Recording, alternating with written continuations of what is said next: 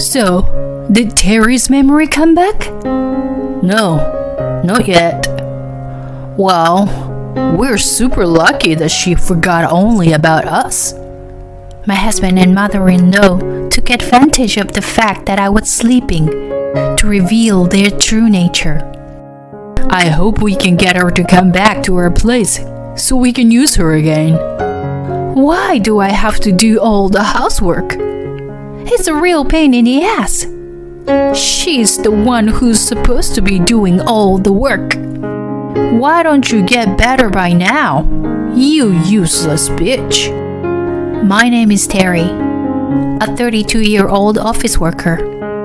This sucks. I don't know how I let it happen. Then I heard a familiar voice and I opened my eyes. Terry, you're awake. Thank God. I opened my eyes and there was my mother with tears in her eyes. I looked around and realized that I was in a hospital room. Mom, why am I here? Seems like you suddenly got dizzy outside and fell down the stairs. What? Is that so? You had a concussion and lost consciousness. You were rushed to the hospital by ambulance. Oh, yeah. Sorry. Don't apologize. I'm so glad you are awake. I'm gonna get a doctor now.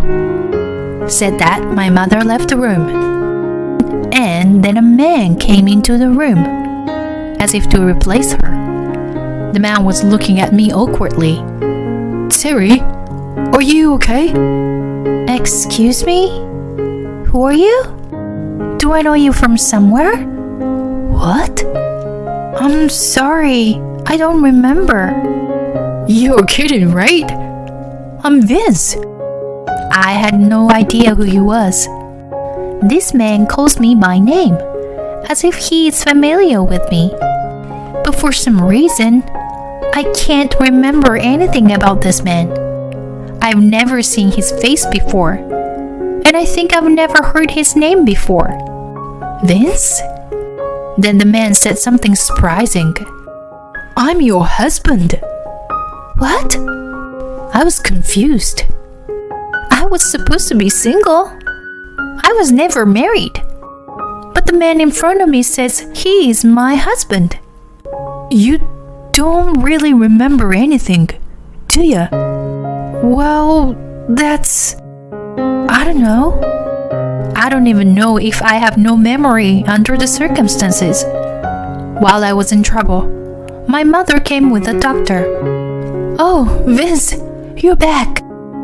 Yes, I brought her some change of clothes.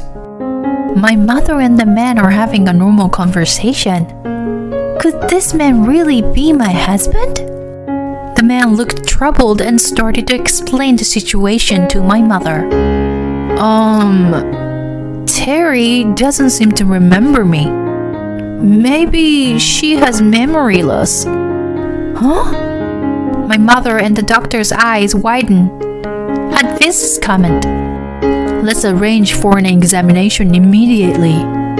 The doctor said so, and I was admitted to the hospital for a test. For a few days until the test results came back, many people came to see me, one after another. People from work and my friends came to see me. I remembered them all. I tried to remember what I did for a living, and I did. How on earth could I have forgotten the man I called my husband? And there were other people I couldn't remember. His parents, especially my mother-in-law. My mother-in-law came to visit me several times, but I couldn't remember her, as I couldn't remember my husband. I remembered the others no problem. I only forgot my husband and mother-in-law. Then the doctor told me the results of the test. At first, they thought it was traumatic because I fell down the stairs. However, they said it wasn't traumatic because I didn't have any bleedings in my brain from hitting my head on the concrete in the street. Therefore, they said it was probably psychogenic, triggered by the head injury. The doctor's diagnosis made some kind of strange sense to me. Whenever I try to remember my husband and mother-in-law, I get pain in my head. It's as if there is something I don't want to remember. I wonder if my memories will ever come back. My husband and mother-in-law are surprised that I don't remember them, but they seem to be concerned about me. Doctor, how long is Terry going to stay in the hospital? I hope you let her out soon. I heard she fell down the stairs. I'm glad she's all right. But the doctor had explained to them, but they'd better wait a while. And even if she could be discharged, it would be better for her to stay at her own parents' house until her memory comes back. When the doctor said that, the in-laws' eyes widened. Why? Terry is my wife. That's right. And she was living with us. Are you saying you were going to take my daughter-in-law away from us? I was surprised at my mother-in-law's sudden loud voice. The doctor was also surprised. Please, calm down. Also, this is a hospital, so please be quiet. When the doctor said that, my parents-in-law kept their mouths shut. At this point, I had a sudden headache. Terry, what's wrong? The doctor noticed something wrong with me.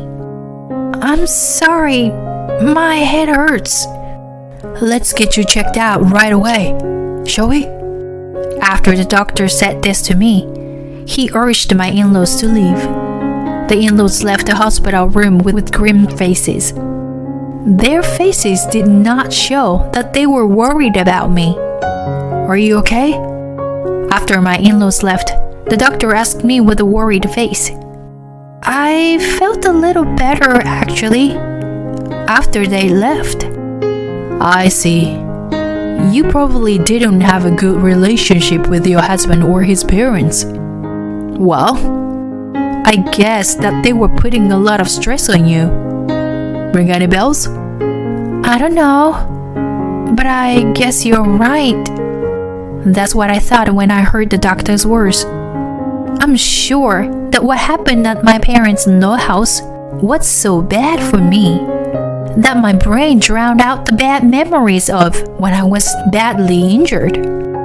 When I think about it, their panic when I was told by the doctor that I should go back to my parents' house seemed suspicious to me. Perhaps they were in a hurry because they would no longer be able to use me for their convenience. I instantly became afraid of my in-laws. What in the world were they doing to me when we were living together? The only thing I could think of while living them was bullying. Did my in-laws treat me that badly? But when I try to remember what happened at my in-laws' house, I couldn't remember at all. When I try to remember, my head hurts like hell. When I told my parents about it, they were very worried.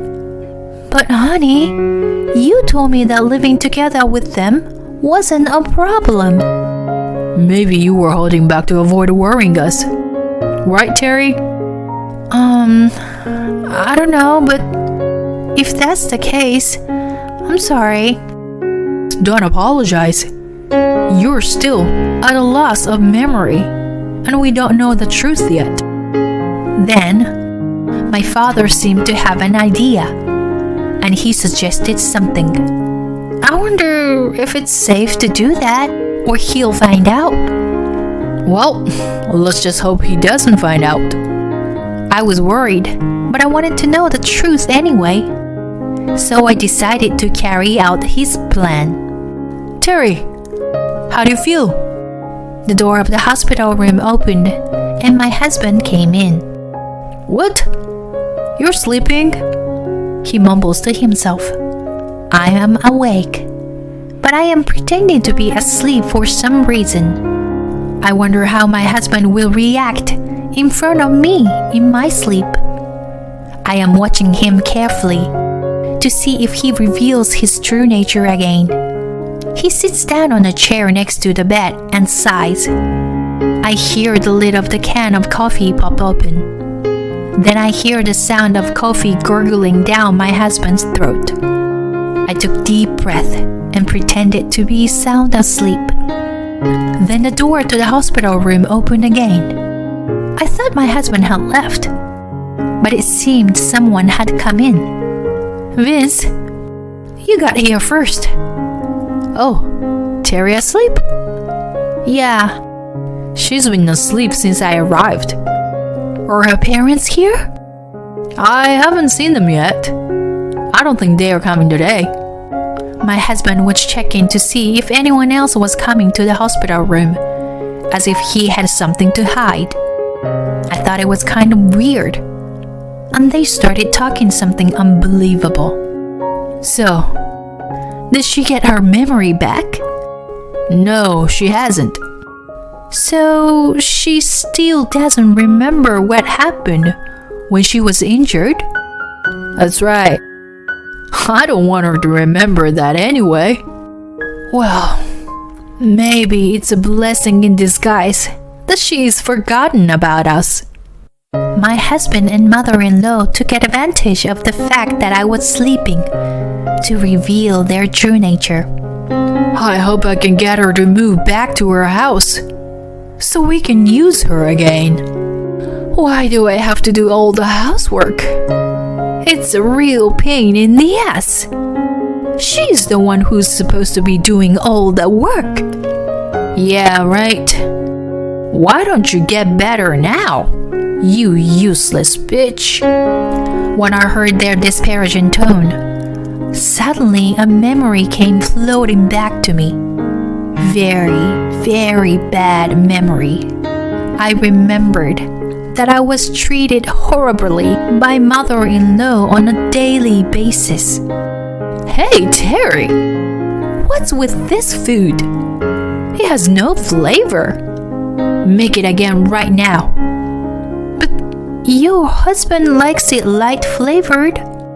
I like strong flavors. Make mine stronger. But if I make a new batch now, I'll be late for work. I don't care if you are late. It's more important my husband and I will have decent meal. Not only does my mother-in-law have me make breakfast for the four of us, she even made me cook lunch for my mother-in-law and father-in-law every day in the morning. Plus, I had to prepare a lunchbox for my husband, which made me extremely exhausted every morning.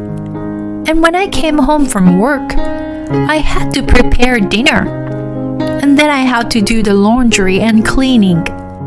I always bathe last. And it's only at midnight that I can go to bed after all the chores are done.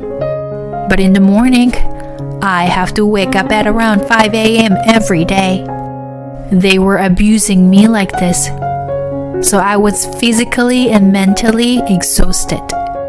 I was in such a state that I could have collapsed at any moment. And I also remembered the time when I was injured, when I lost my memory. It was when I was in the car that my husband was driving. We had gone out that day to buy a birthday present for my mother-in-law. My husband had forced me to go to all kinds of stores. He finally decided on a gift and we were driving home happily. But at the time, I was so tired that I fell asleep in the passenger seat. Then my husband stopped the car suddenly and snapped at me. You've got to be kidding me. What are you doing sleeping? Oh, I'm sorry. Get out of the car and walk home, you lousy wife. The next thing I knew, he got out of the driver's seat and opened the passenger's door. He unbuckled my seatbelt and tried to force me to get out. I made a crouching motion with my hands on my head, but my husband grabbed my arm and pulled me down. I fell to the ground with great force. I probably had a concussion from the strong impact and fainted. This is how I remember everything. I had to leave the hospital as soon as possible and call the police. I acted as if I had just woken up, just as the in-laws finished their conversations. When they realized I was awake, they suddenly smiled and pretended to be kind to me. Terry, you are awake. How you feeling? Take it easy. You can count on us if you need anything. I was so scared when they said those kind words to me. I'm sorry. I guess I fell asleep. I've been doing the test all day and I am exhausted. I'm sorry. Don't worry about it. I'll see you later. I apologized and they left with smiles on their faces. I called my parents right away. I told them about what had happened and how they had treated me. Of course, I told them about the time I was injured. My parents were very surprised and furious. They immediately called the police and filed a damage report. And we made up our minds to ask for a divorce. But all this had to be done without my in-laws finding out. I was discharged from the hospital and went back to my parents' house for the time being. My father and I visited my in-laws and asked them to let me take some of my belongings so that I can stay with my parents for a little while to rest. My in-laws asked me if my memory had returned, and I lied and said it still hadn't. My in-laws looked worried at first, and I told them that doctor told me that my memory might not come back at all. When I told them that, their eyes lit up. Well, I'm sorry about that. But don't worry, honey. You come back to us when you're feeling better, okay? Yes. We care about you very much, Terry. My husband and mother-in-law are saying such things. My dad clenched his fist, but managed to calm down and be patient. He went to my room first to get my stuff. I collected my clothes and some other things, trying not to let my in-laws know. After that, I went straight to the police station with my father. I explained the circumstances of my injury and filed a damage report. The police said they would start investigating immediately. Then we hired a lawyer and discussed the divorce. Fortunately, I kept diaries of the abuse I received daily all this time. It was an unbelievable number of abusive behaviors recorded. My lawyer said that if I had this much of evidence, I could file for alimony on my demands. And when I was all set, I decided to meet with my husband. I sent a message to my husband that says, part of my memories came back, and I wanted to talk to him. Sure enough, he brought his mother with him. So I brought my father and my lawyer. So, Terry, isn't it true that your memory came back? My husband and mother-in-law looked very upset. I told them calmly, showing no emotion. Yes, I remember. I remember how you got me injured and how your parents bullied me. They turned pale when I said that. But my in-laws, still thinking they can get away with this, continued. Wait a minute. Do you have any proof that we did that? Yeah, Vince is right. Don't you dare say such a stupid thing. I can sue you for libel, you know. My husband and mother-in-law are still threatening me. Then, with a sigh, my lawyer opened his mouth. Terry kept dozens of diaries to record the abuse she received from you too. She also secretly recorded your conversations in the hospital. at her father's suggestion. The conversation when Terry was injured is also in evidence. When the lawyer said that, They were understandably upset. Wait a minute. Recording? I put the finishing touches on my husband's hesitation. I've already reported that you caused my injury. I filed a damage report. The security camera on the street caught you pulling me out of the car. One of these days, the police are going to bring you in for arrest for assault. Oh no. This can't be. My husband tried to run away. Then the lawyer said, If you run away, you'll be charged with even more serious crimes. He fell on his knees and his mother froze. Her face was also pale. I'm divorcing you, and I am going to charge you alimony for the mental anguish as well. I said this and left with my lawyer and my father. After a while, my divorce from my husband was finalized, and the alimony was paid. And my ex-husband was arrested for assault. I did not settle and prosecuted him, and my ex-husband was fined. My ex-husband had already paid me alimony, and his savings were gone. So his parents paid a fine for the assault. His workplace found out about his arrest, of course. My ex-husband was fired. Furthermore, the neighbors and relatives got to know about it, and the family became completely isolated. Because of his criminal record, my ex-husband could not get a job at all, and he shut himself away from the family. My ex-mother-in-law has to support a grown-up child with a small pension and is forced to live a poor life. I, on the other hand, have successfully returned to work. I am working hard now, and I've just been promoted to manager. Now that I am back at home, I can save most of my income.